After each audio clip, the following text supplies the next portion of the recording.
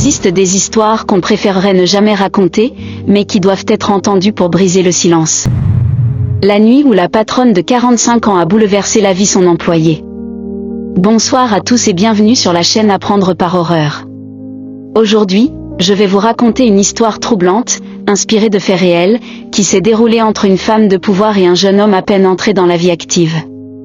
C'est l'histoire de Moussa, 20 ans, simple employé de maison, et de sa patronne, Madame Aïssatou, une femme de 45 ans, riche, influente et respectée. Ce que cette femme a fait une nuit allait changer leur relation, leur réputation, et leur vie à jamais. Tout commence dans une villa moderne située dans un quartier huppé de la ville.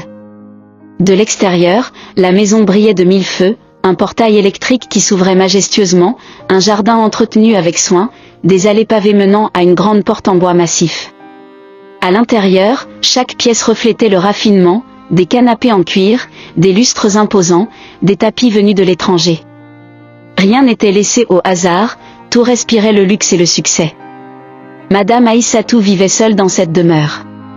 Elle avait tout ce que beaucoup de gens rêvent d'avoir, la fortune, le respect, l'élégance, et une carrière solide. Mais derrière ses sourires et son allure de femme forte se cachait un vide. Le soir, quand la maison devenait silencieuse, elle ressentait une solitude écrasante. Moussa, lui, avait une vie totalement différente. Originaire d'un quartier populaire, il avait quitté l'école tôt pour travailler. À 18 ans seulement, il portait déjà sur ses épaules la responsabilité d'aider sa famille. Travailler chez Aïssatou représentait pour lui une chance, mais aussi une pression, il ne devait pas décevoir. Il était jardinier, chauffeur, homme à tout faire. Toujours ponctuel, poli, il s'efforçait de rester discret. Rapidement, il gagna la confiance et l'estime de sa patronne. Avec le temps, une relation étrange s'installa entre eux. Aïssatou commença à lui parler de choses personnelles, comme elle ne le faisait avec personne d'autre. Elle lui posait des questions sur sa vie, sa famille, ses rêves.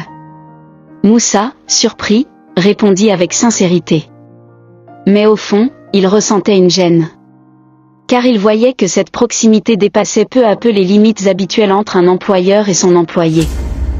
Un soir, après une journée particulièrement épuisante, Aïssatou appela Moussa. « Tu as beaucoup travaillé aujourd'hui. Reste dîner avec moi, je n'aime pas manger seule. » C'était la première fois qu'elle lui faisait une telle invitation. Moussa hésita. Dans sa tête, il se demandait si c'était approprié. Mais devant son insistance, il finit par accepter.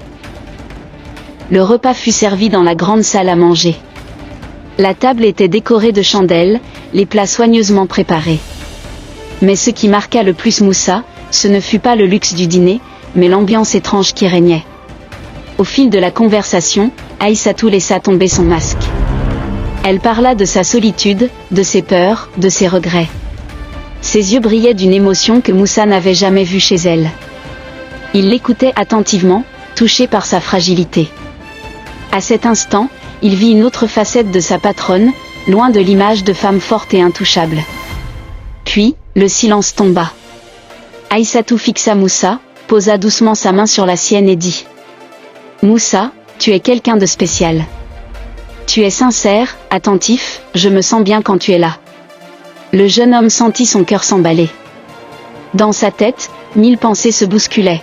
« C'est ma patronne, je ne peux pas, mais si je refuse, vais-je la vexer? Et si j'accepte, qu'est-ce que cela changera pour moi, pour elle ?»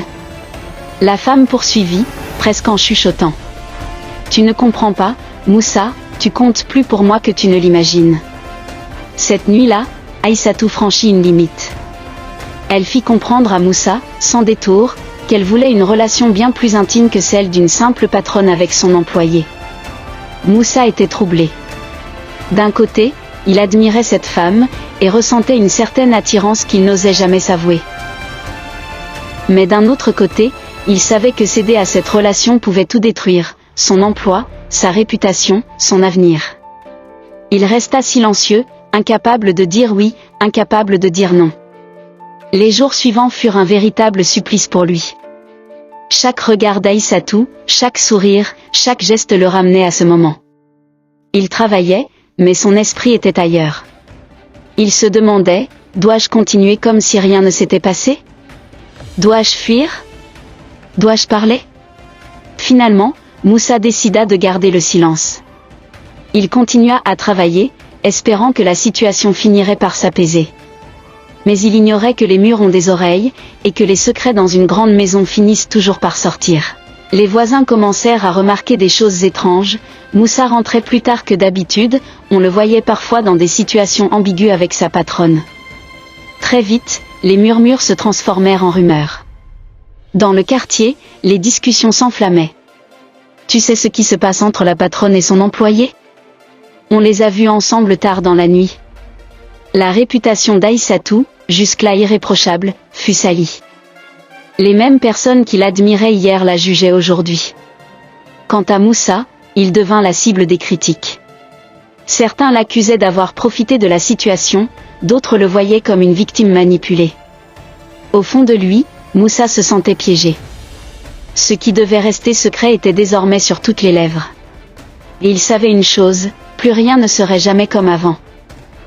Cette histoire nous rappelle que les rapports de pouvoir sont dangereux lorsqu'ils franchissent certaines limites. Quand une relation d'autorité se transforme en relation personnelle, les conséquences peuvent être lourdes pour les deux parties. Moussa a appris que parfois, le silence fait plus mal que la vérité. Il aurait peut-être dû parler, dire non, ou chercher de l'aide. Quant à Aïssatou, elle a compris que la richesse et le succès ne peuvent jamais remplacer le respect, la retenue et les limites humaines. Et vous, que pensez-vous de cette histoire? Auriez-vous agi comme Moussa?